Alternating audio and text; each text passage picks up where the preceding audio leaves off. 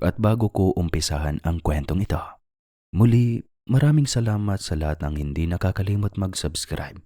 Kung sino man kayo, sana hindi kayo mauubusan ng swerte. Magsimula na tayo.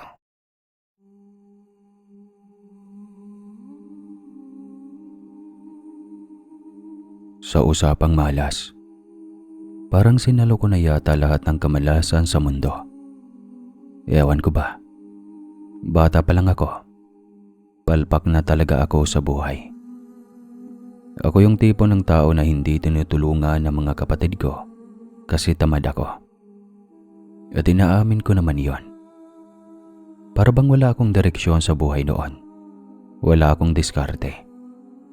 Wala akong maayos na tinatahak. Mababa rin ang grades ko sa school. Ibig sabihin, ako yung tipo ng tao na nakikita ng lahat na magiging tambay lang. Yung tipong batugan habang buhay na basta na lang makakapag-asawa. Para bang ako yung tipo ng lalaki na babae pa ang bubuhay sa akin. Maraming beses ko namang sinubukan na may gawin. Pero lagi talaga akong pumapalpak. Kahit gaano ko papaghirapan ang isang bagay. Kaya pati ako sumuko na rin. Pati na rin ang pamilya ko ay sinukuan ako. Nagpatayo sila ng maliit na kubo sa gilid ng bahay at doon ako pinatira. Para daw maranasan ko ang hirap at matuto akong magsumikap. Wala akong kuryente doon. Wala akong tubig. Wala akong sariling banyo. Nakikigamit lang ako sa kanila. Minsan, sinasadya pa nilang damutan ako para lang maturuan ako ng leksyon. Pero wala pa ring nangyari kasi nakakahanap ako ng paraan. Nambuburaot ako sa mga tropa ko. Nauuto ko kung sino-sino para lang magkaroon ng pera. Yan lang ang naging takbo ng buhay ko. Kadalasan talaga, naloloko ko pa noon ang mga Bombay. Nangungutang ako sa kanila at ibang bahay ang itinuturo ko. Kung hindi naman sa Bombay, sa mga tindahan na medyo malayo sa amin, doon ako kumagapit. Gumagamit pa ako ng ibang pangalan para lang ipalista ang mga utang ko. Siyempre sa pagkain, sigarilyo at alak. Mga tipikal na pangangailangan ko noon bilang tao. At siyempre, hindi ko rin yon binabayaran. Kasi iba ang pangalan ng mga nakalista. Ibig sabihin, wala silang mahahabol sa akin. Hindi naman lagi umaayon sa akin ang panahon. Mas madami pa rin ang mga araw na pare-pareho ang nangyayari. Yung bang mga araw na napupuntahan ako sa kubo ko, napapagalitan ako ng tatay ko. Minsan nga, kahit matanda na ako, nabubugbog pa rin ako sa kahihiyan ng mga pinaggagawa ko dahil sa mga utang. Binabayaran naman nila, kaya nakakalusot pa rin ako. Kahit umabot pa sa puntong magkakabarangaya na. Alam ko namang hindi ako kayang tiisin ng pamilya ko. Siguro, doon nagsimula ang problema. Dahil alam kong mahal nila ako. Mas lalo akong nawalan ng ganang gumawa ng paraan para magbago ang takbo ng buhay ko noon. Huwag mo nang antayin na umabot sa puntong palayasin kita rito sa lupain ko. Na pati ang kubo mo, susunugin ko sa harapan mo. Para wala ka nang matirhan. Magbago ka na, Nelson. Sobrang dami na ng parwisyong ginawa mo. Di mo gayahin yung mga kapatid mo. Ang layo na ng narating nila. Kung hindi ka lang kasi nagbulakbol sa pag-aaral, sana nakatapos ka na. Sana may magandang buhay ka na ngayon. Pero ano bang ginawa mo? Eto na naman tayo, tay. Kahit naman seryosohin ko ang pag-aaral ko noon, wala talaga eh. Alam niyo kung ilang beses kong sinubukan. Pero hindi ko talaga maintindihan yung mga pinaggagawa doon. Mahirap bang unawain yun, tay? Ano bang gusto niyong gawin ko? Ibenta ko ang sarili ko. Wala na nga akong magawa eh. Kung sasabihin niyong magnegosyo ako, saan naman ako kukuha ng puhunan? Puro nga ako takbo sa utang dahil wala akong pera. Wala ring trabaho na tumatanggap sa akin. Ano bang gusto niyong gawin ko? Ano, magwala na lang ako? Tigilan mo ako sa mga salitang mong yan. Alam kong hindi mo yan gagawin. Nananakot ka lang dahil nasanay kang lagi kang sinasalo. Kung gusto mo ng bagong direksyon sa buhay mo, umuwi ka sa probinsya. Mag-construction ka doon at may kilala akong naghahanap ng tao.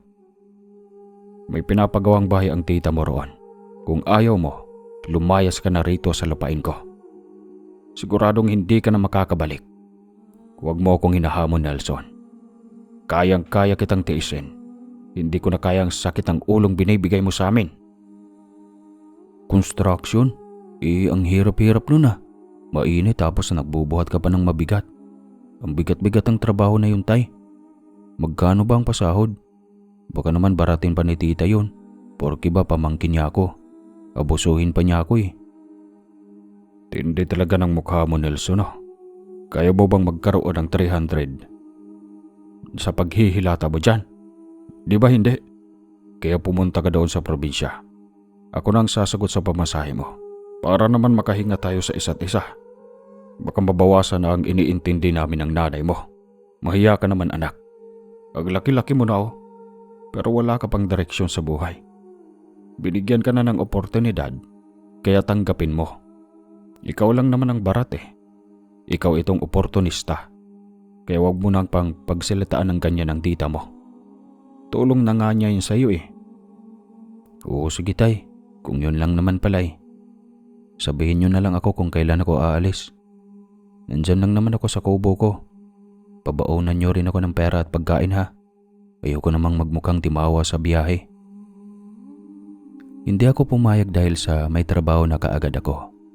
Pumayag ako dahil gusto ko lang lumipat sa ibang lugar. Masyado na kasi akong kilala sa amin. Wala nang nagtitiwala sa akin.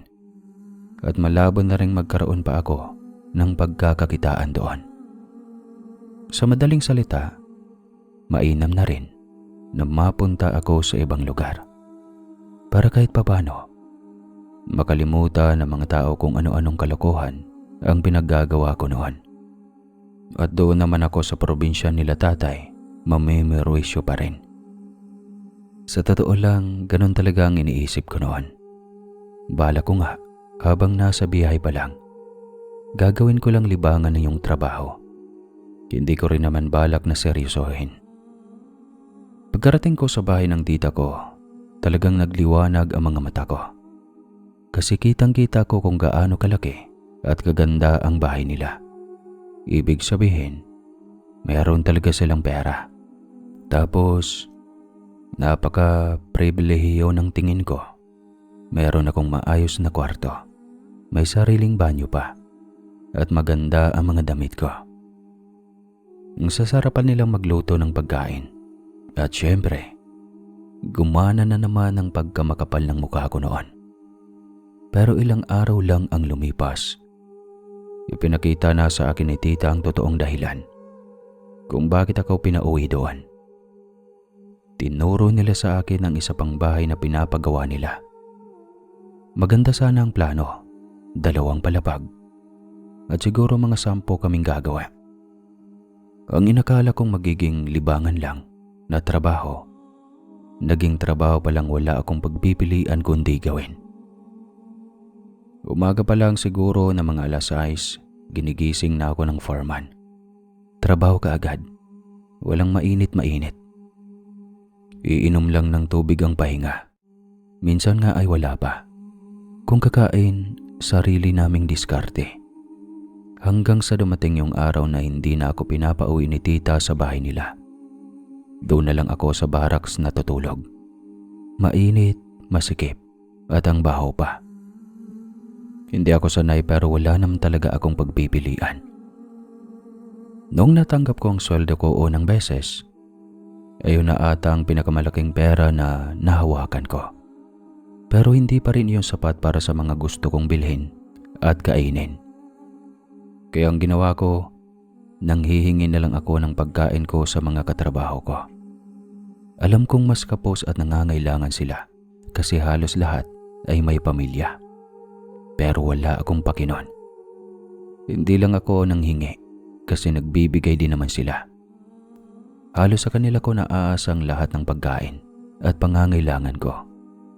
Ultimo toothpaste, hinihingi ko sa kanila. Shampoo at sabon. Pero wala akong gastos.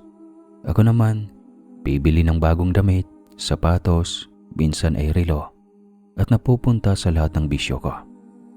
'Di ba? Ang sarap ng buhay ko.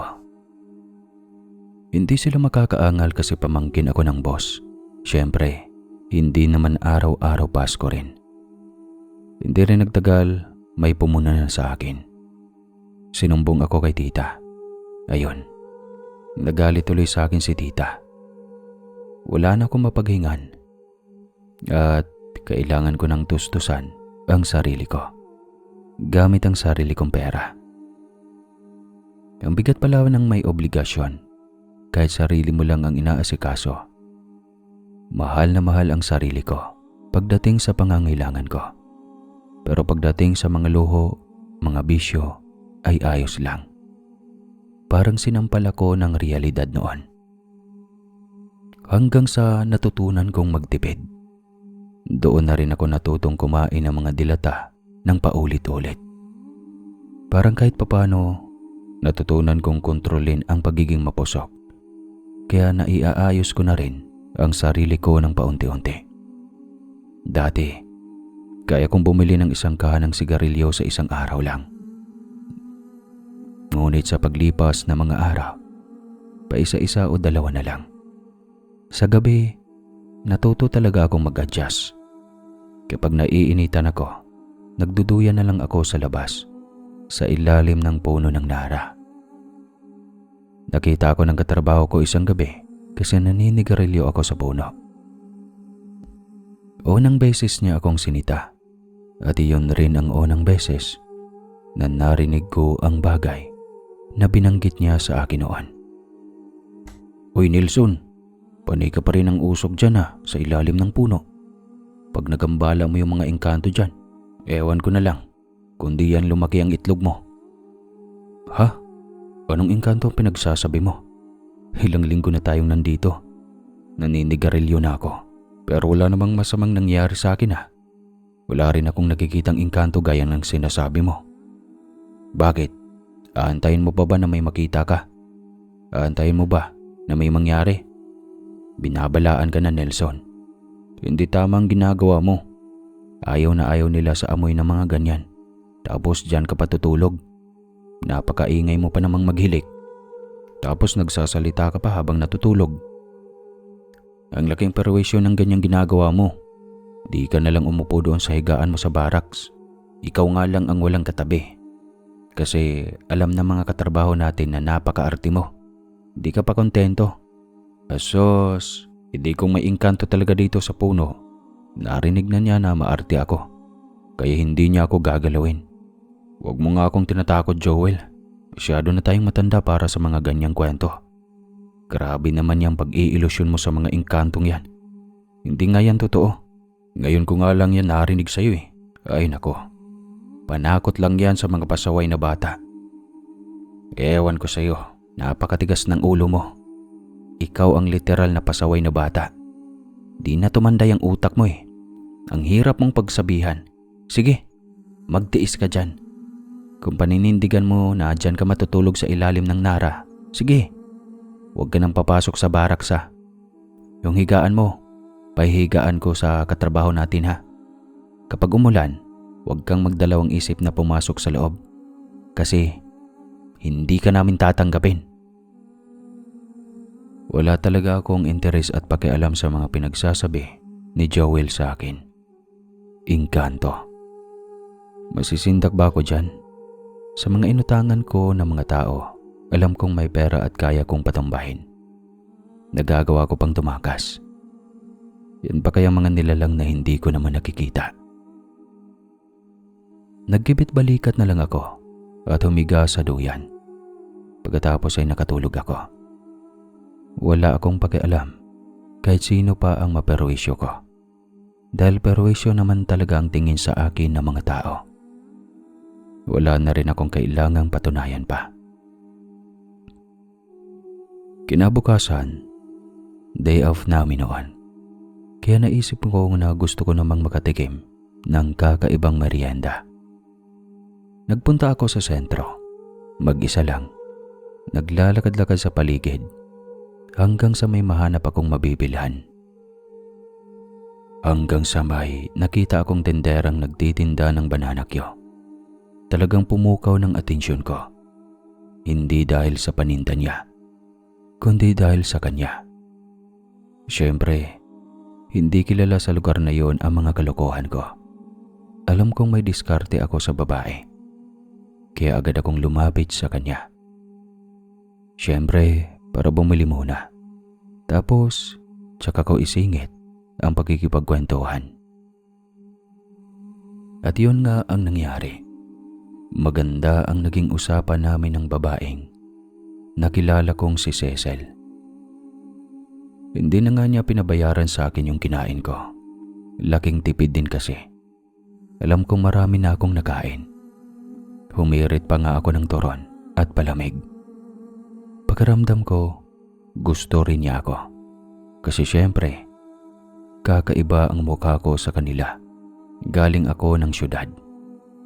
Hindi ko sinasabi na magkaiba ang mga mukha ng taga-probinsya at taga-syudad. Pero sa pananamit, alam kong naninibago sila sa akin. Kumbaga, mabango ang taga-syudad pagdating sa taga-probinsya. Pinabalik pa nga ako ni Cecil kinabukasan. Siya na daw ang sasagot sa merienda ko. Ako naman, bilang oportunista, araw-araw talaga akong pumupunta sa pwesto niya. Grabe bilang lalaki, nakakahiya yun, no? Kumakain ako ng libre at may kakwentuhan pa ako. Hanggang sa nawala ang interes ko sa kanya. Napalitan na ng gusto ko lang siyang gamitin dahil nakakain ako ng libre. At ang tipid-tipid ko pa dahil merienda lang naman iyon. Minsan, halos panlaman tiyan na lang talaga. Iyon na lang ang kinakain ko buong maghapon kasi mabigat talaga sa tiyan ang kumakain ng saging. Pamatid uhaw din ang mga palamig niya kaya wala na akong pinoproblema pagdating sa pagkain. Hanggang sa nakita ko na lang talaga siya bilang ganon, bilang taga-libre ng merienda ko. Napansin ko talaga na unti-unti at lalong lumalalim ang pagka-interes ni Cecil sa akin. Talagang nahuhulog na siya. Ako naman, alam ko sa sarili ko na hindi ko iyon kayang panindigan kasi nawala na ang atraksyon ko sa kanya. Gusto ko na lang yung mga bagay na napapala ko. Yung mga napapakinabangan ko sa kanya. Hindi ko rin naman siya matapat kasi baka mawalan ako ng libreng merienda. Kaya sinakyan ko lang at sinabayan ang mga trato niya sa akin at ang mga inaasahan niya sa akin. Pero syempre sinamahan ko pa rin iyon ng lambing para hindi siya magduda na ginagamit ko lang siya. Siya lang naman ang nagpapaniwala sa mga ginagawa ko at sa mga ipinapakita ko sa kanya. May isang araw noon, tinanong niya ako kung kami na ba. Ang sarapan ng kain ko noon ng bananakyo. Siyempre, wala akong nagawa. Napa-oo talaga ako. Abala pa siya noon sa pagmuya ko. Talagang sarap na sarap ako kasi hindi tinipid yung saging nila. Marami pang asukal at malalaki ang piraso. Si Cecil talaga noon, niyakap niya ako at hinalikan pa sa pisngi. Maganda siya kaya hindi ako nandidire. Pero wala talaga akong nararamdaman. Puro lang ako sang-ayon sa mga sinasabi niya sa akin. Oo lang ako ng oo kasi ang dami niyang pangarap at ang dami niyang gustong gawin namin. Kagaya ng kumakain sa labas o kung ano-ano pang mga bagay. Siya pa ang may sagot. Kaya syempre, payag lang ako ng payag. Wala rin naman akong naririnig na ako ang gagastos. Ang iniingatan ko lang talaga ay yung sinasabi niya na ipapakilala niya ako sa mga magulang niya.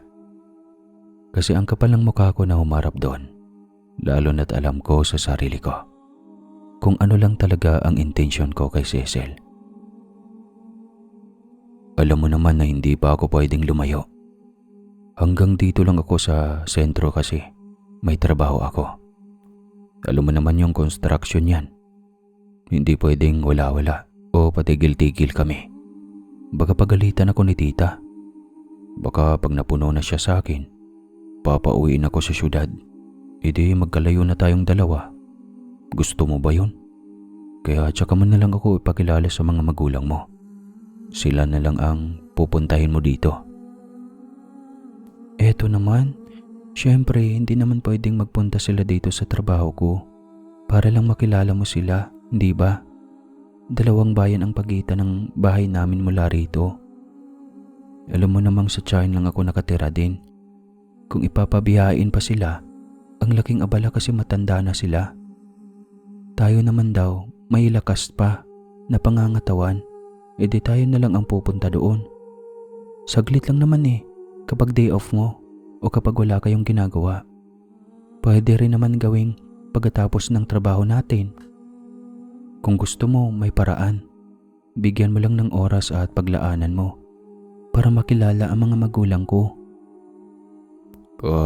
Hindi ko nga alam kung pwede, Cecil Alam mo namang maliit lang ang sinasahod ko.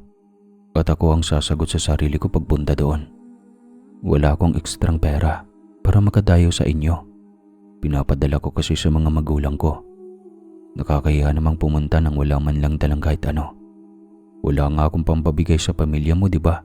Tsaka na lang, huwag mo na natin madaliin yun.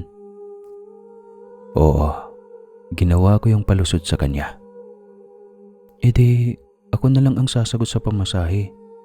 Bibili na rin ako ng pasalubong para sa kanila, tapos sabihin mo na lang na galing sa'yo. Madali mo namang may isaayos yan. Magaling ka naman gumawa ng paraan, di ba? Ayaw mo lang talagang makilala Hindi mo ba nakikita ang pinapahiwatig ko sa'yo? Malay mo, ako nang maging asawa mo balang araw. Makakasama mo rin ang pamilya ko palagi, lalo na kapag nagkaanak tayo. Hindi ka ba nangangarap ng buhay na kasama ako? Ganito na lang, mahal ko. Ako muna ang magpakilala sa iyo sa mga magulang ko sa syudad. Pagkatapos nun, tsaka mo na ako dalhin sa inyo. Alam mo, nagpaplano si na tatay na bumisita dito. Huwag kang magalala. Iharap muna kita sa kanila bago ko naman harapin ang mga magulang mo. Pero sigurado ka talaga, di ba, na ako lang ang mahal mo? Kasi iharap kita sa magulang ko Mas naunang pa kitang ipagmalaki bago mo ko ipakilala sa inyo, di ba? Di ba parang baliktad naman? Dapat sa mga magulang ko muna. Pero sige na nga, nakuha mo naman na ako, Nelson. Mahal na mahal din kita. At gaya ng dati, wala namang totoo sa mga sinabi ko. Nag-isip lang ako ng paraan para maiwasan ang gusto ni Cecil. Pinipilit niya kasi ako. Pero ligtas naman ako kasi kung hindi, baka mapaisip talaga ako. Para bang tinatawanan ako ng konsyensya ko. Alam ko kasi sa sarili ko na mali ang nangyayari. Mali ang ginagawa ko. Pero hindi ko rin matigilan. Kasi kung titigil ako, kawawa si Cecil. Dahil umaasa talaga siya sa akin. Kawawa rin ako kasi mawawalan ako ng libreng merienda. Putik na yan. Ngayon tuloy, pareho kaming nakikinabang sa isa't isa. Siguro, itutuloy ko na lang muna ito. Dumalas ang mabigat na trabaho na pinapagawa ni tita sa amin kasi masyado niyang minamandali yung paggawa ng pangalawang bahay. Ibig sabihin, halos wala kaming pahinga. Sinasadyang gawing sakto lang ang sahod ko at dadagdagan pa ang trabaho kasi utos daw ni tatay. Wala naman ako magawa kasi kailangan ko rin ng pera. Kaya parang kayod kalabaw ako noon. Halos hindi ko na rin mapuntahan si Cecil. Pero siya pa rin ang nag-aalaga sa akin. Pumupunta siya sa lugar kung saan ako nagtatrabaho at hinahatiran minsan ng pagkain. Minsan pa nga pati mga katrabaho ko nililibre pa niya. Kaya hangang-hanga ang mga kasamahan ko. Dahil mahal na mahal daw ako ni Cecil. Kahit daw garapal ako. Siyempre, umaangal ako noon sa trabaho ko. Kasi ayaw kong malaman ni Cecil ang tunay kong ugali. Isang gabi noon, pagod na pagod ako buong araw. Siyempre, sa ilalim ng puno ng nara pa rin ako natutulog. Nakahiga sa duyan. Biglang may naaninag akong nagtatago sa likuran ng puno. Natakot ako kasi inisip kong baka multo iyon. Tapos ay tumayo ako at hinarap siya. Hanggang sa ang nakita ko. Isang babae na hindi ka panipaniwala ang ganda niya. Sobrang ganda. Ang itsura niya parang takot na takot kasi hindi niya siguro inaasahan na makikita ko siya. Ako naman, ayokong gumawa ng gulo o magmukhang masama. Kaya pinagaan ko ang sitwasyon. Sinabi ko sa kanya na wala akong gagawin. Sadyang tinitignan ko lang siya kasi natakot rin ako. Ngumiti naman ang babae. Nagpakilala siya bilang Nora. Sabi niya, napadaan lang siya sa lugar na iyon at tatambay sana sa puno. Pero nahihiya siya nang makita niya akong naroroon. Sabi ko kung gusto niyang magpahangin, pwede siyang umupo sa duyan ko. Pumayag naman si Nora at nagkwentuhan kami buong gabi. Hindi ko na nga naramdaman ang pagod ko noon habang nakikipag-usap sa kanya. Alam ko na mali kasi parang pinagtataksilan ko si Cecil. Pero nagkakaroon ako ng ibang pakiramdam kay Nora. Alam niyo yon, kahit wala akong mapapala sa kanya, nakukuha niya ang interes ko. Kinabukasan, break time. Kakagaling lang ni Cecil para maghatid ng pagkain. Habang kinakain ko yung meriendang dala niya, bigla akong tinawag ni Joel. Bakit pare? Ikaw talaga, napakasama ng pag-uugali mo. Pag nalaman ng tita mo yung ginagawa mo, ewan ko na lang sa'yo kung hindi ka madala. Dalawang babaeng pinagsasabay mo sa lugar nila, hindi ba't kahihiyan iyon sa kanila? Hindi ka rin ba naawa kay Cecil? Mahal na mahal ka ng babae. Kahihiyan niya, ha? Kala mo ba, hindi ko kayo nakita ni Nora kagabi? Alam mo ba kung sino si Nora sa baryo? Kaya gabi lang siya lumalabas. Matagal na ang pamilya nila dito, kaya gabi mo lang siya nakita. Alam mo ba kung bakit? Kasi engkanto ang tatay ni Nora. Ayan ka na naman, Joel eh. Nananakot ka na naman. Huwag mo kong takutin sa mga pinagsasabi mo. At saka huwag kang mangialam. Naiinggit ka ba kasi dalawang babaeng nagkakagusto at interesado sa akin? Pero sa'yo wala. Hindi ko nakasalanan yun, no? Huwag mo kong kontrahin. Ito ka na naman, susumbong mo na naman ako kay tita. At ano pa? Ano bang gusto mong mangyari sa akin? Malugmok? Mapag-isa? Hayaan mo na nga ako. Buhay ko to eh. Hindi rin naman kayo ang magdadala ng bigat nito kung sakali, di ba? At hindi rin naman ako natatakot dyan sa karma na sinasabi mo. Hindi kita sa pinapakialaman, Nelson. Dahil dayo ka dito. May pakialam kami sa'yo kasi concerned kami. Hindi tama ang mga ginagawa mo dahil nakakaperwisyo ka. Ako, hindi ako nagkukulang sa paalala ha. Kung makikinig ka, nasa sayo na yon. Pero kung hindi, bahala ka. Hindi ko naman inuutos sa'yo para sundin mo lahat ng sinasabi ko. Payo lamang iyon. At ipapaalala sa'yo na mali ang ginawa mo. Ayoko kasing konsentihin ka sa mali. Konsyensya naming mga kasamahan mo kapag may nangyaring hindi maganda sa'yo. At hindi ka man lang namin napagsabihan. Pero ngayong alam mo na, sana naman makinig ka. At sana, pag hindi ka makinig, huwag mong sisisihin ang ibang tao. Sisihin mo ang sarili mo. Medyo naiirita na ako. Pero katulad ng dati, deadma lang ako sa mga pinagsasabi niya. Kasi ang tingin ko sa kanya ay kontrabida. Pakiramdam ko inggit na inggit siya sa akin. Kaya pinagpatuloy ko ang ugnayan namin ni Nora tuwing gabi. At yung kay Cecil naman tuwing umaga. Alam kong marami nang nakakapansin, pero alam ko rin na wala silang kapal ng mukha para ilaglag ako sa magkabilang panig dahil mayaman ang tita ko at takot silang mangialam. Iniisip ng mga tao dahil kamag-anak ako, pabor sa akin ang tita ko.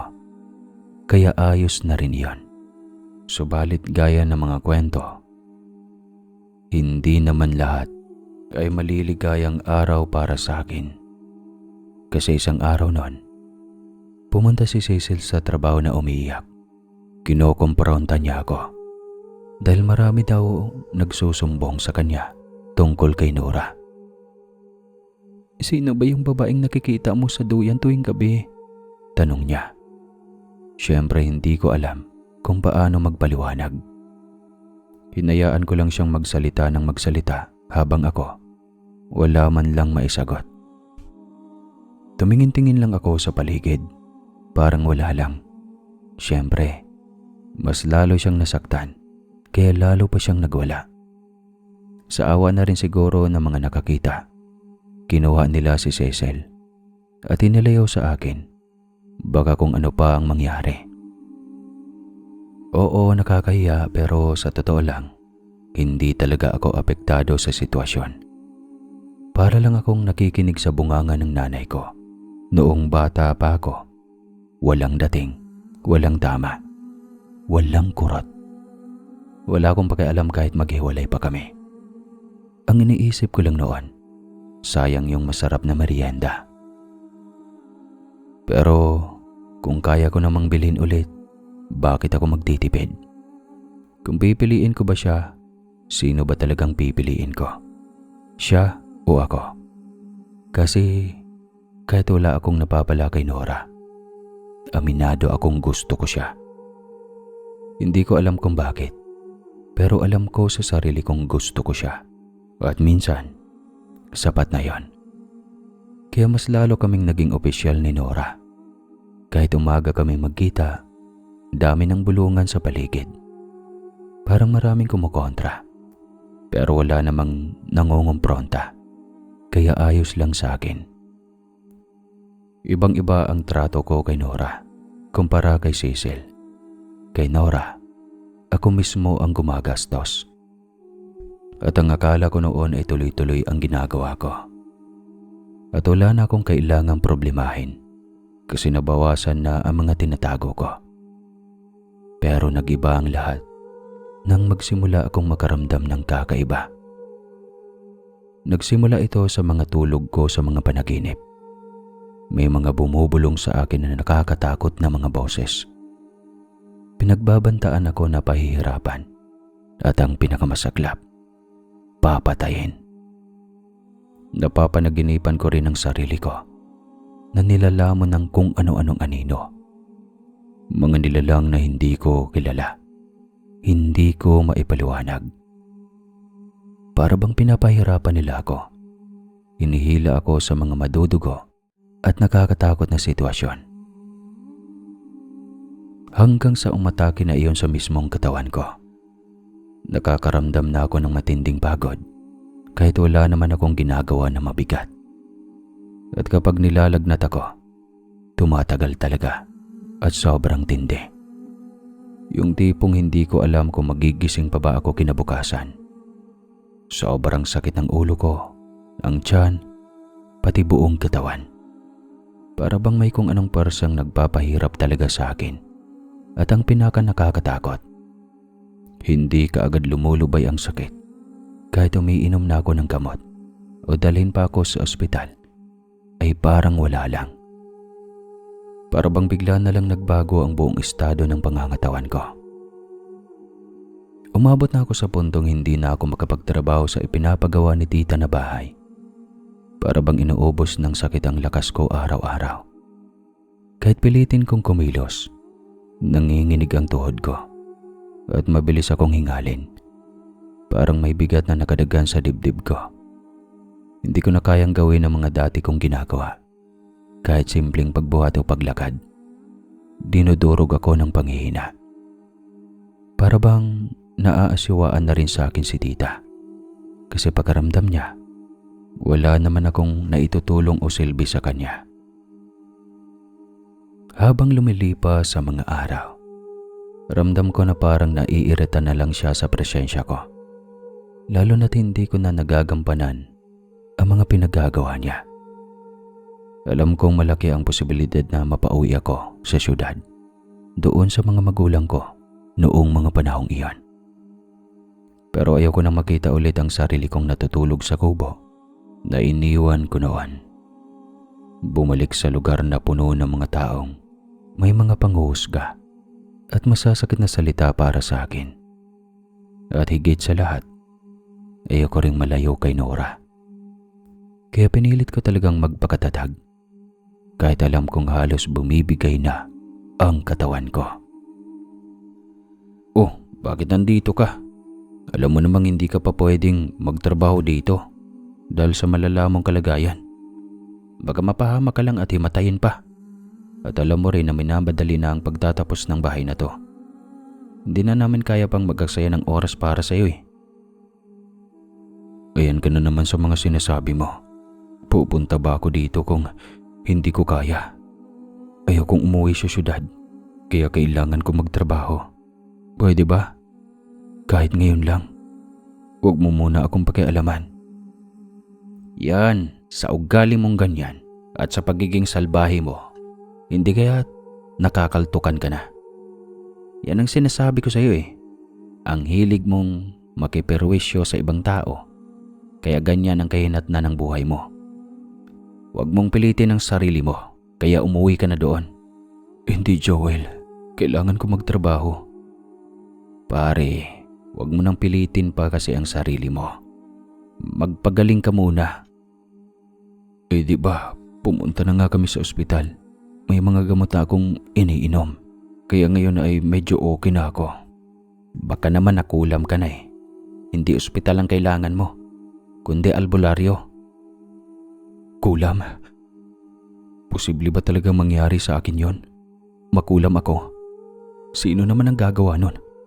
Kasi ako, mas naniniwala pa ako sa kulam kaysa sa mga engkantong pinagsasabi mo. Oo, posible. Wala namang imposible. Lalo na't sa sama ng ugali mo. Kahit sino na may kakayahan, gagamitin iyon laban sa iyo. At paano mo naman nasabi na kinukulam ako? Ano bang basehin mo? Ano ba ang pwede kong gawin o isipin para maniwala ako na kulam nga ang nangyayari sa akin? Kasi kung totoo yan, ayaw kong mabuhay nang hindi ko alam kung sino ang kalaban ko. Ayan na nga ang ebidensya. Nagkakasakit ka ng matagal kung ano-anong tinitira sa katawan mo. Ulo mo, tiyan mo, buong kalamnan mo, parang may humihila sa iyo pababa. Tapos pati sa panaginip mo ginugulo ka, di ba? Yun ang sabi mo. Ginagawa kang parang nababaliw. May nakikita kang anino, may naririnig kang boses na ikaw lang ang nakakarinig. Kung tatanungin mo ako kung paano ka makukulam, edi sa ugali mo. Pwede yung mga inutangan mo dun sa ibang lugar, o yung mga binubaraot mo dito, o kaya yung mga babaeng pinaluha mo. Hindi natin alam. Ikaw ang dapat mag-isip niyan. Kasi ikaw ang gumawa ng masama sa tao. At tandaan mo to, walang mangkukulam sa taong walang kagalit. Hindi ka naman papatulan kung wala kang tinamaan eh. Ang dami na nun, Joel. Ang dami na ng mga taong pwede kong nakaaway, nasaktan, napahiya. Paano ko malalaman kung sino sa kanila? Sino ba naman ako para tandaan pa nila, di ba? Pero ngayon, ako itong pinag-iinitan. At anong gagawin ko? Paano ako gagaling? Ayaw kong mabuhay na may kulam na nakadikit sa balat ko. Ayaw kong araw-araw ganito. Hingal, sakit, takot. Joel, tulungan mo naman ako kahit ngayon lang. Maawa ka naman. Hindi ko na alam ang gagawin ko. Tignan mo naman ako. Hindi ko nakilala tong sarili ko. Parang unti-unti nang inuubos. Yan ang di ko alam, Nelson. Problema mo na siguro yan. Sabihin mo na lang siguro sa tita mo para maagapan ka pa. Baka kasi sa susunod hindi ka naabutan ng araw kasi baka bangungutin ka na. Pag nakuha na ng mangkukulam ang kaluluwa mo, lagot ka talaga. Papahirapan ka nun. O kaya ikukulong ka sa garapon. Yan ang napapala mo. Naiyak ako noon pero tinalikuran lang ako ni Joel. Wala akong nagawa. Siyempre natakot ako noon. Sobrang takot. Unang beses kong makarinig ng ganong bagay. Kaya hindi ko maiwasan na manginig ang loob ko. Kita naman ni Joel ang ekspresyon ko sa muka. Kaya lalo pa yata siyang natuwa. Siguro dahil iyon ang unang beses na nakita niya akong talagang natatakot. Ayoko magsalita kay tita kasi siguradong magagalit lang siya at sasabihin na ako naman ang namberwisyo. Hindi ko na rin alam ang gagawin ko noon. Kaya pagdating ng gabi, ikunento ko kay Nora ang lahat. Bawat nangyayari, bawat nararamdaman ko. Wala naman kasi akong ibang mapagkakatiwalaan noon at mapagsasabihan, kundi siya lang. Nung nasabi ko na ang lahat sa kanya, alalang-alala siya sa akin habang inihimas niya ang ulo ko. Dinadama niya kung gaano kalala ang pakiramdam ko at sinasadya ko rin namang ipadama sa kanya iyon. Kita ko sa mukha niya ang matinding awa habang nakatitig sa akin. Sabi niya, marami raw siyang alam tungkol sa kulam at kilala rin daw niya kung sino ang maaaring makatulong sa akin. Pero kailangan pa raw niya itong pag-isipan. Maghintay daw muna ako ng ilang araw at kapag nagpatuloy pa ang mga nararamdaman ko, saka raw kami gagawa ng hakbang kasama siya. Nakinig naman ako kay Nora. Gustong-gusto ko ang pag-aalaga niya. Kahit gabi ko lang iyon nararanasan, hindi ko rin naman siya pwedeng dalhin sa tinutulugan ko sa umaga. Pabigat na nga ako kay tita. Magdadala pa ako ng bisita, hindi ba? Pero habang lumilipas ang mga araw, napansin ko na parang wala na talaga akong pag-asang gumaling. Hindi bumubuti ang pakiramdam ko. Ganoon at ganoon pa rin ang nararamdaman ko araw-araw. Sukong-suko na ako noon. Ayaw ko nang inumin ang mga gamot ko. Ayaw ko nang makinig sa mga sinasabi ng mga tao sa paligid ko. Gusto ko na lang matapos lahat. Pero hindi ako gumagaling. Kahit anong subo ko, wala pa ring nangyayari. Mas lalo lang akong kinikilabutan araw-araw dahil sa tuwing matutulog ako, hindi ako tinitigilan ng mga anino at mga boses na bumubulong ng pagbabanta. Para bang hinihintay nila ang araw na bumigay talaga ako.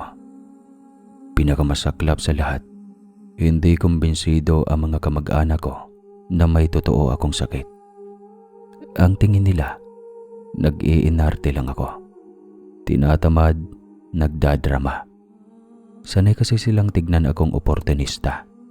At dahil sa ugali kong hindi nila gusto, hindi nila ako pinapaniwalaan kahit halata nang naghihingalo ako sa pakiramdam. Hanggang sa dumating sa punto na pinalayas ako ni tita isang hapon. Wala man lang siyang binigay na kahit piso. Basta niya akong itinaboy palabas na parang wala akong halaga. Mabuti na lang at nasalubong ako ni Nora.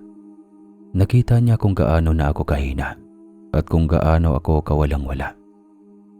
Sabi niya sa akin, doon daw muna ako sa bahay nila.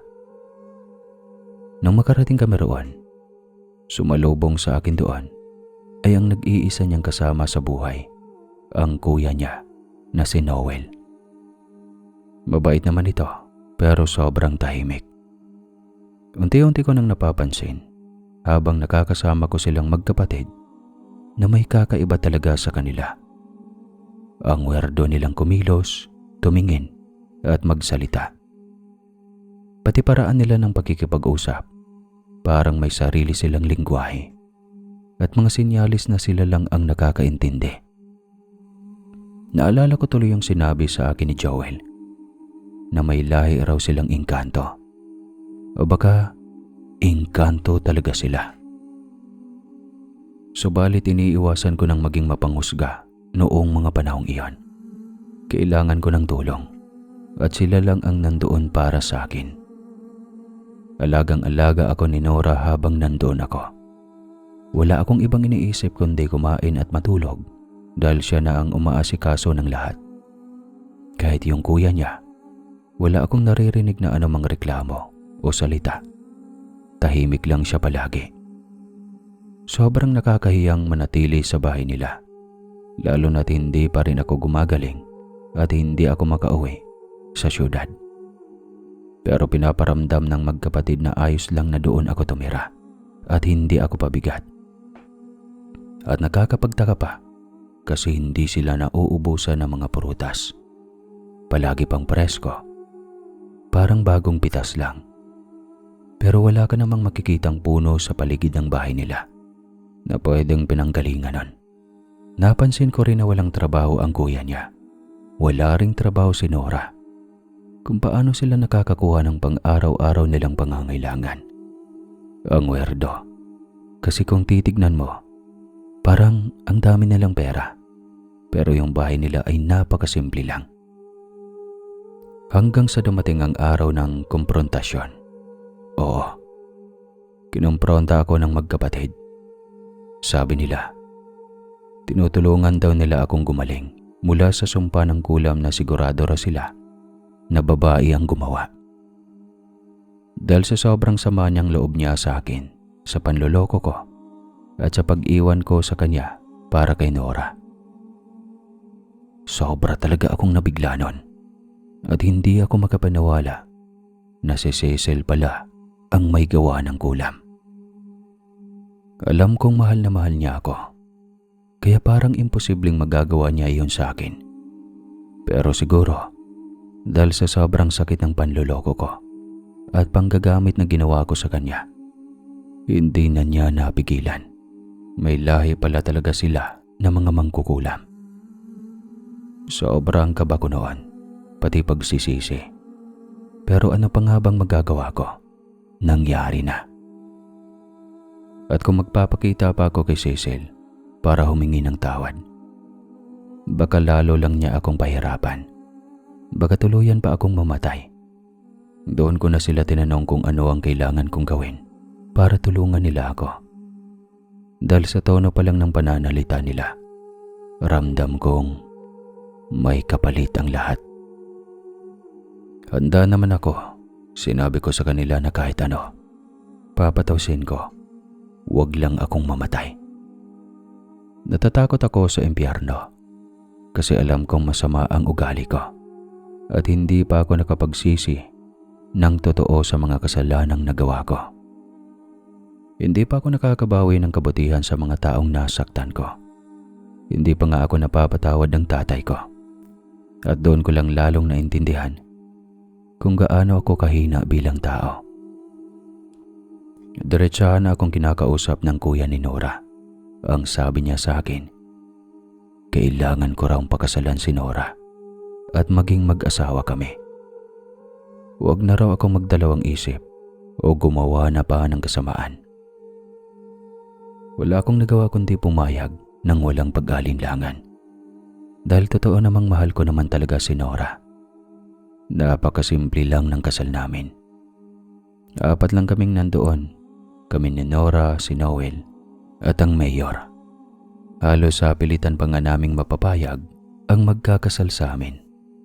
Dahil noon lang daw siya nakarinig ng ganong klaseng kasal at selebrasyon na walang umaatin na mga magulang o ibang kamag-anak. Pero sinabi namin na wala namang problema yon.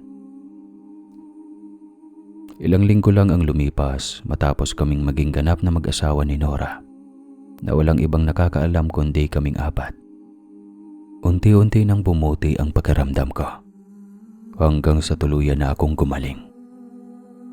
Bumubuti na ang pakiramdam mo, di ba? Alam mo, sa totoo lang, kung malaman naming magkapatid ang sumpang ibinato sa iyo ni Cecil, panghabang buhay ka sanang pahihirapan noon. Grabe ang kamalasang naghihintay sa iyo. Pero dahil asawa ka na niya at may bakod na kayo sa isa't isa, aaminin ko na sa iyo ang totoo. Hindi kami mga tunay na tao. Nandito lang kami sa mundong ito sa loob ng maikling panahon. May ginagawa kaming hindi namin maaaring sabihin kahit kanino. At hindi mo rin naman makakasama si Nora habang buhay. Kaya wag mo siyang mahalin ng sobra. Alam din naman niya iyon tungkol sa sarili niya. Totoo ba ang mga pinagsasabi mo, kuya? O baka lasing ka lang? Paano ako nakasal sa engkanto? Akala ko ba ang kaya lang ninyong gawin ay magpagaling ng gulam? Hindi ko pa rin matanggap ang mga nangyayari sa buhay ko. Hindi ba ako binibiro? Ano naman ang mapapala ko kung pagbiburoan lang kita? Tinutulungan ka namin dahil gusto ka namin bigyan ng pangalawang pagkakataon. Nasa sayo na kung sasayangin mo iyon. Kaya ko itong bawiin anumang oras at kunin si Nora pabalik. Pamilya ko ang may kapangyarihan, hindi ikaw. Kapag nangyari iyon, mahihirapan ka na habang buhay. May kondisyon ang kasal ninyo. Huwag kang magtataksil. Huwag kang gagawa ng kasamaan. At huwag kang uulit sa mga pagkukulang mo noon. Kahit mawalan ka ng kontrol sa mga tukso sa paligid, pilitin mong pigilan ang sarili mo. At tandaan mo ito. Kapag may pumasok sa buhay mo na kukuha ng interes mo, o kapag may nangyaring kakaiba na hindi mo inaasahan, binabalaan na kita ngayon pa lang. Ano yun?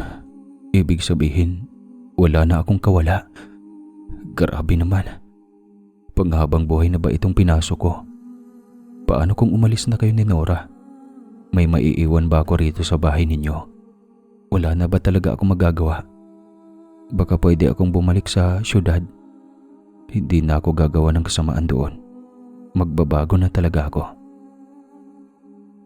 Kung gagawin mo iyon, Nelson, ituring mo na lang itong isang obligasyon. Kailangan mo talagang maging mabuti at bilang kapalit, kapag nagawa mo iyon, siguradong babahain ka ng swerte.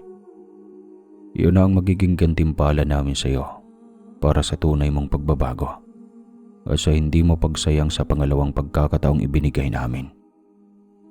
Wala na ang kulam sa sistema mo. Malinis ka na.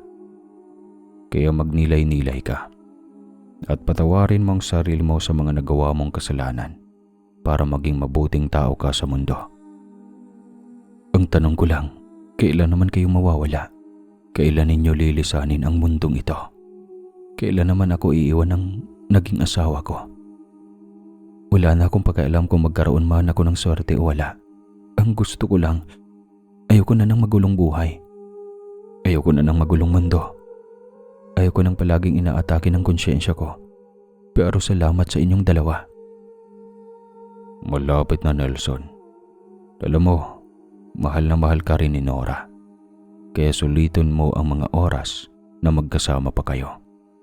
Mangarap ka lang na mangarap. Kasama siya.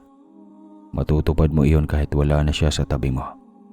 At may isang bagay ka pang dapat malaman. Hindi ka magkakaroon ng anak kay Nora. Hindi iyon maaari. Labag iyon sa batas namin. Nakikiusap ako sa iyo.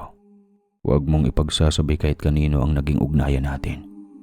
At huwag na huwag kang magloloko sa kapatid ko kahit wala na siya. Parang hindi ko pa rin matanggap. Parang napakabilis lahat ng pangyayari. Pero sige, gagawin ko ang lahat ng iyan. Ipapasok ko sa kukote ko ang lahat. Matapos ang usapan namin na yon, pagkaramdam ko, para akong binagsakan ng langit at lupa. Parang gumuho ang mundong meron ako. Parang nagsisimula pa lang akong bumangon, pero muli na naman akong lulubog. Sobrang pasasalamat ko na dumating si Nora sa buhay ko. Dahil napakaraming nagbago, lalo na sa paraan ng pag-iisip ko. Siya lang ang babaeng ni minsan ay hindi ko naisip na pagtaksilan. Sinulit ko ang bawat sandali kasama si Nora. Hindi ako sigurado kung alam ba niya na inaamin na sa akin ng kuya niyang si Noel kung ano talaga ang pagkatao nilang dalawa. Pero pinaramdam ko kay Nora na tanggap ko siya. Kung ano man ang meron sa amin, pinapahalagahan ko iyon. Inaalagaan ko siya sa mga sumunod na araw, gaya ng isang tunay na asawa. Ang mga bagay na dati siyang gumagawa para sa akin, ako na ang gumagawa para sa kanya, para maramdaman niyang mahal ko siya. Pinagaan ko ang buhay niya hanggat kaya ko. Ang dami kong pangarap kasama si Nora, gaya ng magkaroon kami ng sarili naming pamilya, magkaroon ng mga anak, at magawa ang mga bagay na gusto kong patunayan sa tatay ko. Subalit, hindi ko iyon magagawa kasama siya.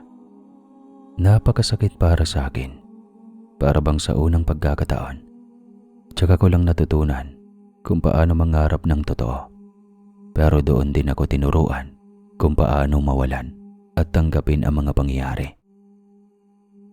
Doon ko lang napagtanto na tinatablan pala ako ng sama ng loob at kalungkutan ang mga taong katulad ko. Katulad kong dating walang konsyensya. Akala ko noon hindi ako marunong masaktan. Pero mali ako. Mas masakit pala kapag alam mong ikaw mismo ang dahilan ng lahat ng maling nangyari sa buhay mo.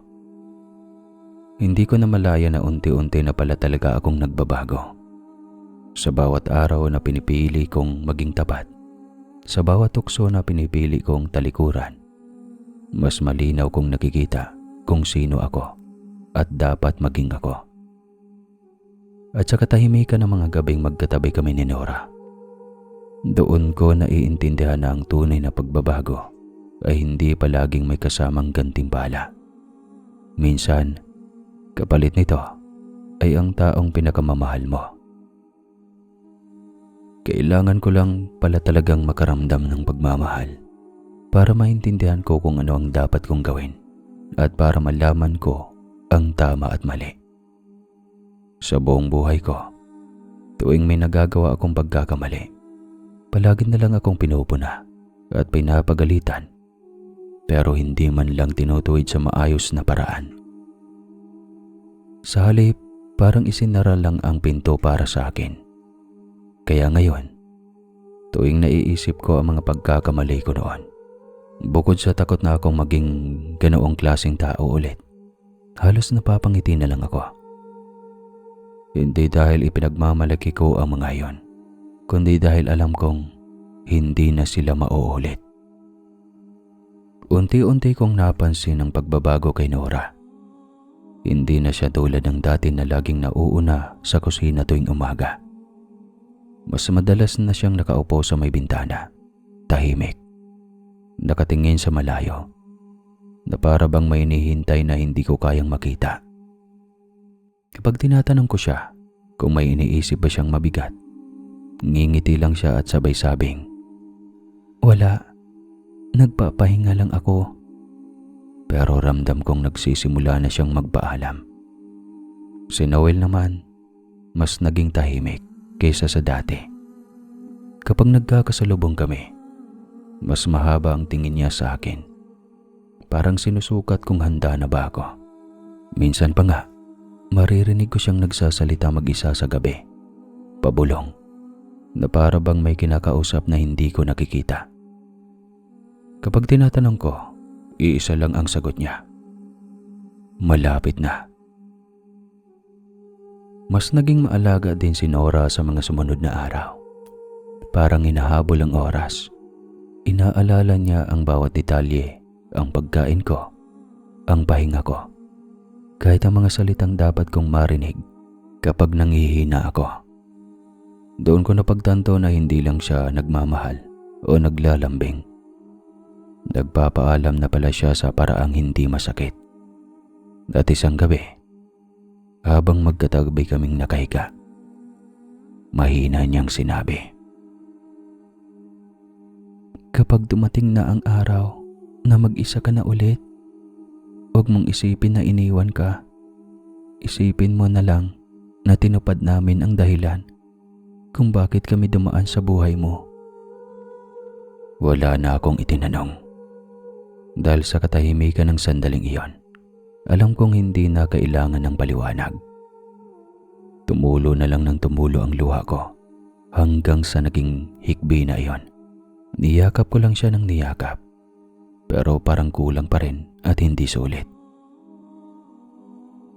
Ang pamamaalam nila ay hindi sa pag-alis nagsimula, kundi sa paraan ng pagmamahal na unti-unting hinayaan akong matutong mabuhay nang wala sila. Nagising ako isang umaga na kakaiba ang katahimikan ng bahay. Walang tunog ng mga yapak ni Nora sa kusina.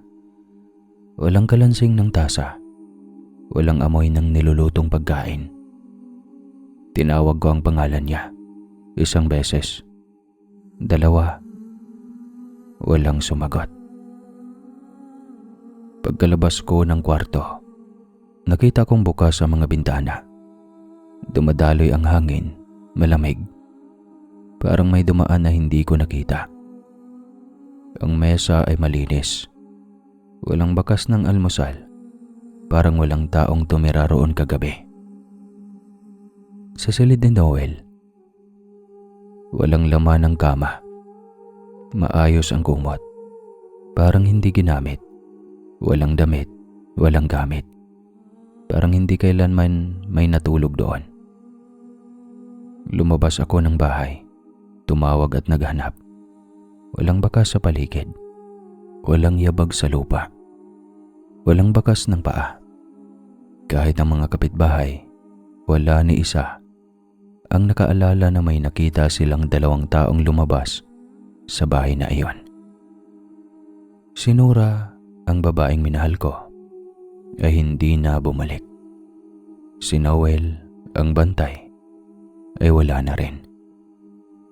Sinamantala ko ang pagkakataong iyon para umiyak, para maging nagbis, para ilabas ang lahat ng sakit na nararamdaman ko. Pagkatapos noon, lumabas ako. Naghanap ng makakausap. Ngunit nang tanungin ko si Joel tungkol kay Nora, may kakaiba sa sagot niya. Wala raw siyang maalalang taong nagngangalang Nora. Wala raw siyang kilalang ganon. At hindi raw niya alam ang mga pinagsasabi ko. Nakakabigla at nakakapanginig. Pero wala akong magawa dahil kahit anong hanap ko, wala talagang iniwang bakas ang babaeng tinawag kong asawa. Bumalik ako sa bahay at dumiretso sa silid naming mag-asawa. Bala ko sanang yakapin ang unan at amuyin ang higaan. Baka sakaling may naiwan pang bakas ng amoy ni Nora. Dahil sobrang nangungulila ako. Pero ibang nakita ko sa ilalim ng unan kung saan siya nakahiga. Isang kahong gawa sa kahoy. Kinapa ko iyon at namangha ako sa kinis at husay ng pagkakayari. Pagkabukas ko, mas lalo akong namangha. May laman itong bungkos-bungkos na pera. Puro tig-1,000. At sa mga gilid, may mga alahas na ginto. Kumikislap ang mga ito. Sa loob mismo ng takip ng kahon, may nakaukit na pangalan ko. Alam kong para sa akin iyon. Alam kong iniwan iyon ng magkapatid para may mahawakan ako. Para makapagsimula akong muli. Doon kahit papano, nabuhayan ako ng loob. Kinuha ko ang iilang importanteng gamit ko at sinisiguro kong makakauwi ako ng syudad sa mismong araw na iyon.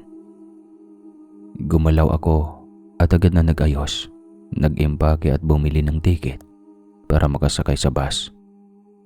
Mahaba ang biyahe. Inabot pa ako ng kinabukasan bago tuluyang makarating.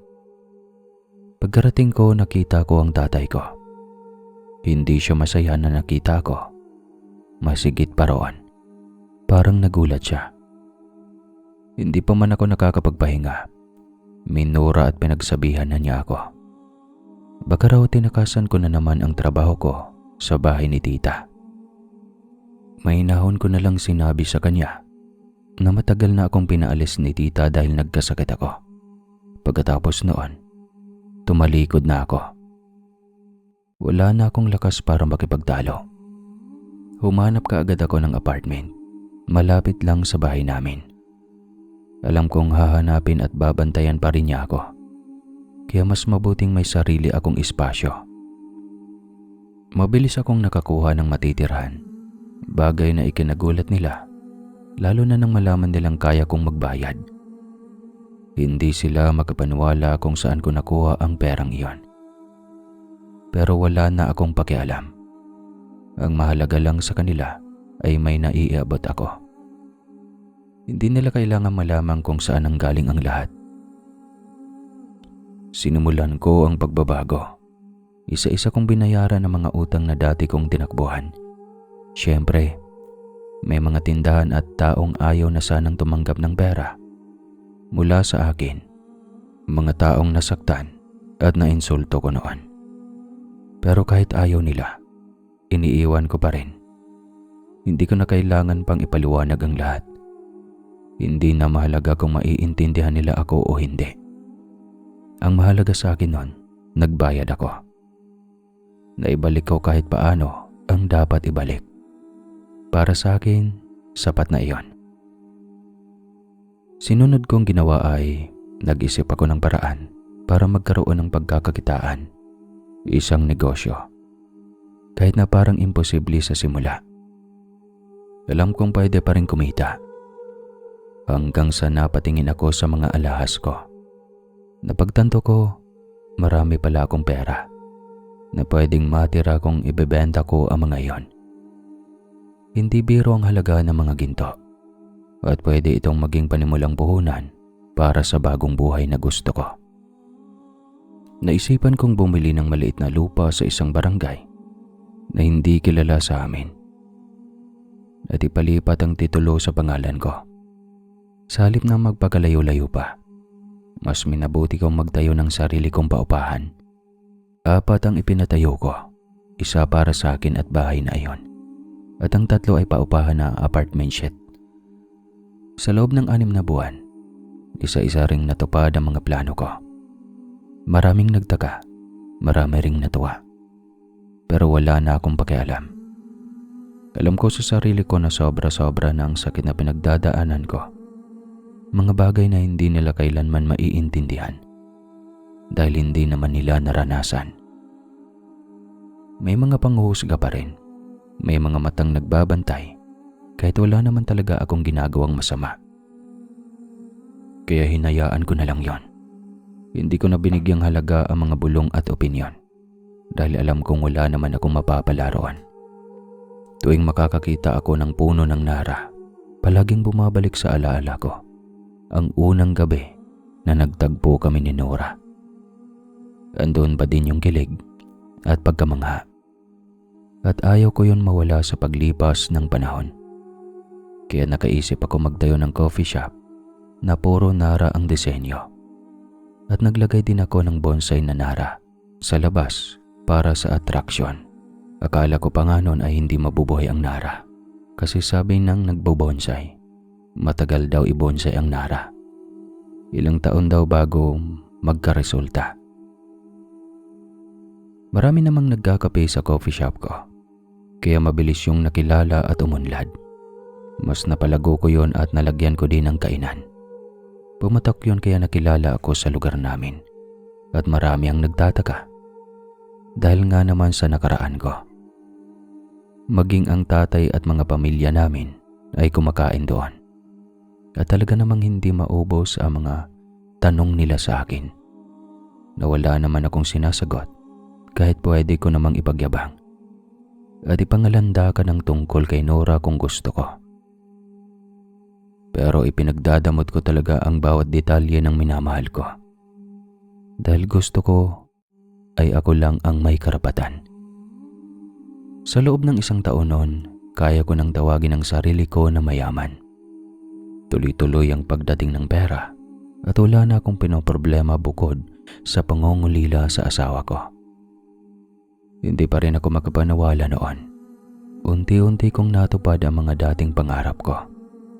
Nakapagtayo na rin ako ng malaking tindahan bilang patunay sa mga taong dati kong inutangan na kaya ko rin magkaroon ng maraming pagkain. Ang sarap sa pakiramdam. Mayroon akong bagong sasakyan, sapatos, relo, at iba pang mga bagay. Hindi na ako naging tamad, bagkos, naging masigasig at determinado sa buhay. Unti-unti nang naging maayos ang relasyon ko sa tatay ko. Wala na kaming malaking problema o tampuhan kasi may pera na ako. Yun ang masakit na katotohanan.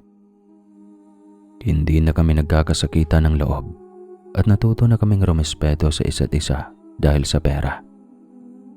Ginawa ko pa nga silang bahagi sa iilan kong negosyo.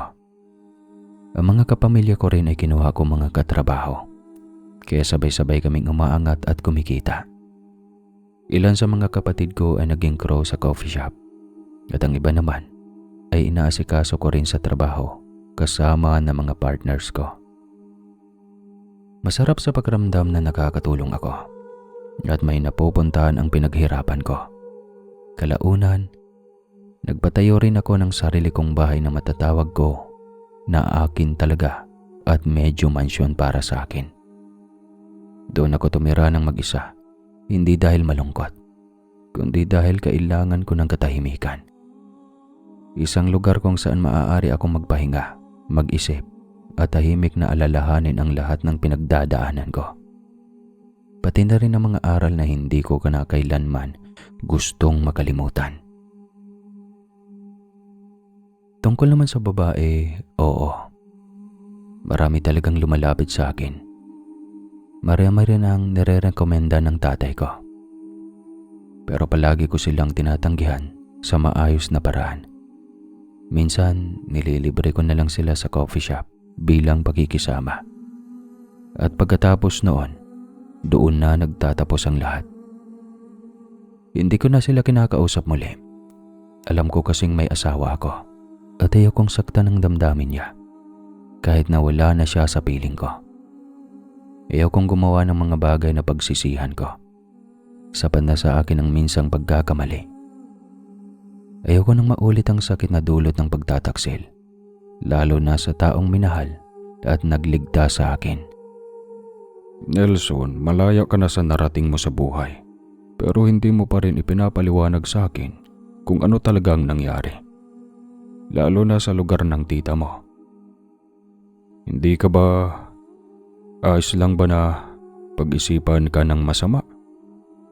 Pero sa dami ng pera na mayroon ka ngayon, ayaw mo pa rin bang magkaroon ng sariling pamilya? Ayaw mo ba ng asawa o mga anak na magmamana ng negosyo mo? Kontento na siguro ako sa buhay ko ngayon, Tay. Mas gusto ko ang katahimikan na mayroon ako ngayon kaysa sa dati na puno ng gulo. Kung tungkol sa pagkakaroon ng anak, oo, gusto ko rin. Pero ayaw kong manggaling sa akin at ayaw ko rin makabuntis ng babae. Hindi ko nakikita ang sarili ko na maging pamilyado, Tay. Marahil, mas pipiliin ko na lang mag-ampon ng mga batang pulubi o palaboy na nangangailangan ng tahanan. Ipagkakatiwala mo ba ang buhay mo sa ibang tao? Pati lahat ng pinaghirapan mo? Paano kung balang araw ay takalikuran ka ng mga pulubing yon? Hindi natin alam ang mga mangyayari, anak. Kaya mas mabuti pa rin bumuo ka ng sarili mong pamilya. Bata ka pa naman. Hindi pa huli ang lahat para sa'yo. Kaya mo pa yan. Kaya mo pang magkaanak kahit 5 pa. Bakit naman hindi ako magtitiwala sa ibang tao, Tay? Isang beses na rin naman akong pinagkatiwalaan ng mga tao. At hindi ko naman ipinagkanulo ang buhay nila. Alam mo bang nakulam ako noon sa lugar ni tita? At may 2 taong tumulong sa akin para makabangon at matanggal ang sumpa. Pinagkanulo ko ba sila? Hindi, di ba? Sila pa ngang tumulong sa akin noong mga panahong wala akong ibang malapitan. Kahit wala naman akong utang na loob sa kanila noon. Mas masakit pa nga na kayo na sarili kong pamilya ang hindi nakakaintindi at hindi gumawa ng paraan para maalis ang paghihirap ko. Sa ibang tao ko pa naranasan ang tunay na malasakit. Kaya malabo namang ipagkanulo ako ng mga batang tutulungan ko balang araw. Pero ikaw pa rin naman ang masusunod, anak. Pasensya ka na roon, anak ha. Pasensya ka na sa lahat ng nagawa at naging trato ko sa iyo noon. Pinagsisisihan ko na ang mga pagkakamaling iyon. Hindi dahil may pera ka na ngayon, kundi dahil napatunayan mong kaya mo palang baguhin ang sarili mo kahit parang imposible na noon. At kung iyan talaga ang gusto mo, kung mas pinipili mong mag-ampo ng mga batang pulubi, palaboy, o yaong mga higit na nangangailangan sa paligid, buo ang suporta ko sa iyo, anak. Ituturing ko silang mga apo, tunay na bahagi ng dugo at pamilya natin. Isa sa mga plano ko, tay, ay ayusin muna ang lahat ng pera at mga papilis na meron ako bago ako magsimula sa ganitong buhay. Gusto kong siguraduhin na kung sakaling mawala ako sa mundo, hindi na nila kailangang gawin ang mga nagawa ko noon. Ang mamburaot, manloko, o magnakaw para lang mabuhay. Mas mainam na siguro iyon na kahit wala na ako, may maiiwan pa rin ako maayos at marangal na buhay para sa kanila. Isang buhay na hindi kailangang ipaglaban sa maling paraan. At alam ko, sa puso ko, na magiging masaya si Nora kapag nangyari iyon. Anak, sino naman si Nora? Siya ba ang naging kasintahan mo? Higit pa doon, tay. Nararamdaman ko na magkikita pa rin kami sa ibang yugto ng buhay. Kaya ayaw ko na muna siyang pag-usapan. Sige na, tay. Marami pa akong gagawin. Hindi ko na pinahaba ang usapan namin ng tatay ko dahil hindi ko mapigilan ang sarili ko na maalala si Nora. Sa halip, inasikaso ko na lang ang iba pang mga bagay, lalo na ang paglalaanan ng bahagi ng pera para sa simbahan bilang donasyon. Makadiyos ang magkapatid na Nora at Noel at alam kong ikatutuwa nila na ang mga iniwan nila sa akin ay napapakinabangan din ng simbahan. Pagdating ko sa simbahan, nakita ko ang mga batang pulubi na namamalimos sa gilid. Naghihintay ng kahit kaunting barya. Sobrang nabigla ako sa mga batang babae. Nakita ko ang mga mata ni Nora. Nagliliwanag. Puno ng inosente at saya, at doon lalong bumigat ang dibdib ko. Kahit hindi ko pa pinag-isipan, inaya ko silang lahat na kumain.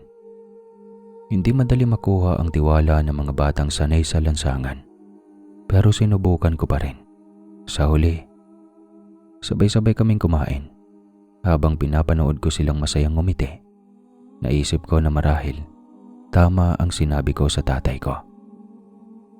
Ang mga batang katulad nila, sila ang maaaring maging hinaharap ko. Sobra-sobrang saya ang nararamdaman ko nang makita kong natutuwa ang mga bata sa mga ginagawa ko para sa kanila. Ramdam ko na kahit maliit na bagay lang, nagiging mahalaga iyon sa kanila. Habang lumilipas sa mga araw at bumabalik ako sa simbahan, naging araw-araw na rin ang pag-aasikaso ko sa kanila. Nilalabas ko sila o pinapaliguan ng kahit simpleng sarap ng pagkain, basta masaya sila doon. Nang makilala nila ako at nasanay na sila sa presensya ko, dinala ko sila sa coffee shop at sa bahay. Minsan pinapasyal ko sila at pinapalamanan ng mga pagkain. Nagkikipag-usap na rin ako sa ilang pamilya nila. Nagkukwentuhan at tinutulungan ko rin sa abot ng makakaya ko. Sa bawat sandali, ramdam ko ang kaligayahan nila at sa sarili ko. Ramdam ko rin ang pagbabago, ang pagiging bahagi ng kanilang buhay, kahit sa maliit na paraan. Sa mga inosenteng utak ng mga bata at sa kanilang hindi mapanghusgang mga bunganga, ako'y palaging nagbabanggit tungkol kay Nora at kay Kuya Noel niya. Laging tuwang-tuwa ang mga bata tuwing kinikwento ko ang tungkol sa asawa ko. Napakabait nila at halatang gusto nilang makilala si Nora. Ngunit ayun nga lang, hindi ko kayang ipakita sa kanila ang kabuuan ng pagkatao ni Nora. Kahit ako mismo hindi ko maipakita kung sino talaga siya. Kaya't hanggang sa pagyayabang na lang ako tungkol sa kanya. Pinapahalagahan ko ang magandang larawan niya sa kanilang paningin, kahit na limitado lang ang nakikita nila. Kapag naaalala ko ang mga patakaran sa coffee shop, binibida ko sa mga bata ang puno ng Nara at ang mga dekorasyon doon. Para sa kanila, ito ay kakaibang tanawin, lalo na ang bonsai. Sobrang humahanga sila rito. Bukod pa rito, nasaksihan din nila ang mga pagkain sa coffee shop. Siyempre, hindi pa sila pwedeng magkape, pero nakikita nilang iba't ibang pagkain. Hanggang sa lumaki ang mga batang iyon sa piling ko. Nahihiram ko sila sa kanilang mga magulang at may ilan na tumira sa bahay ko. Pinag-aaral ko ang ilan sa kanila at pinaparamdam ko sa kanila ang sarap ng buhay. Sobrang layo na ako sa dating ako. Paulit-ulit kong ipinagmamalaki ang mga pagbabago at ang mga pagkakataong naibigay ko sa kanila. Hindi kasi nangalingan o pekeng pangako ang mga sinasabi sa akin ni Noel. Totoo nga hanggat hindi ako sumusuway sa mga bilin niya. Lalo na ang wag kong pagtaksilan si Nora. Mas gumagaan at mas gumaganda ang takbo ng buhay ko. Tunay na binaha ako ng swerte. Swerte sa pera at higit sa lahat, swerte sa kapayapaan sa utak. Hindi ko na naranasang magipit. Hindi ko na rin muling naranasan ang magulong buhay na dati kong kinagisnan. Wala na akong kaaway. Wala na akong tinatakasan. Kaya ko nang pumunta sa mga lugar na tahimik. Sa mga lugar na kayang pagaanin ang bigat at gulo ng isipan ko. Mga lugar na noon ay hindi ko man lang maisip na mararating ko.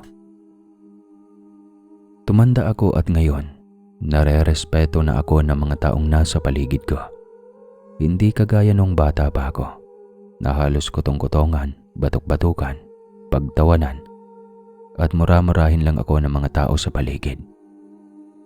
Dapat lang naman iyon sa akin noon dahil sa ugali ko rin.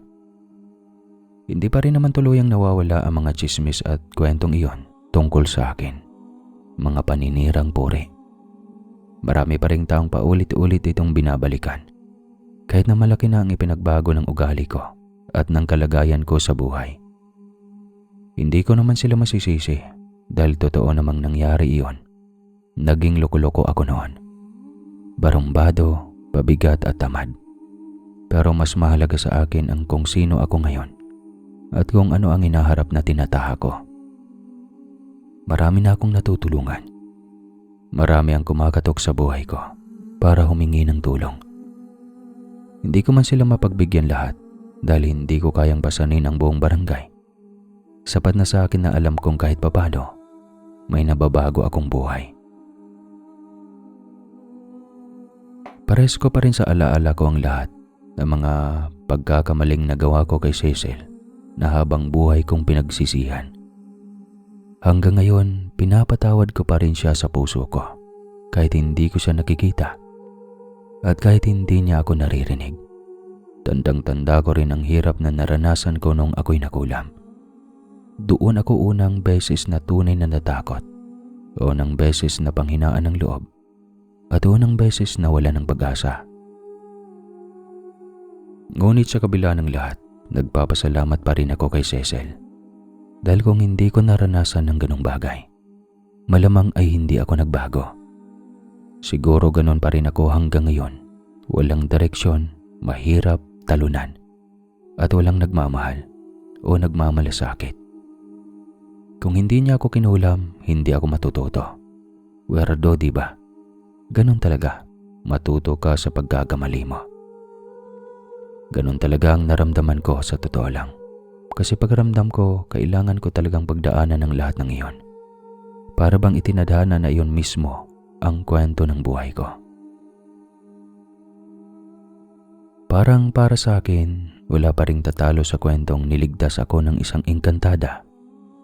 Isang engkantadang napunta sa mundo natin sa isang misyong hindi ko man lubos na naunawaan. Siyang nagbigay sa akin ng maayos at magandang buhay. At siya rin ang babaeng pinakasalan ko. Hanggang ngayon, mahal na mahal ko pa rin siya. Binago niya ng lubos ang buhay ko.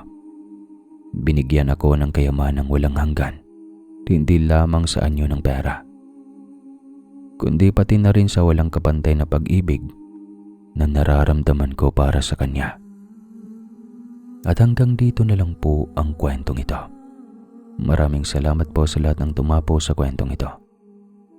Sana kayo rin ay yayaman kayo at wala nang iisiping mabigat. Muli po, ako po si Nelson ng Zambales.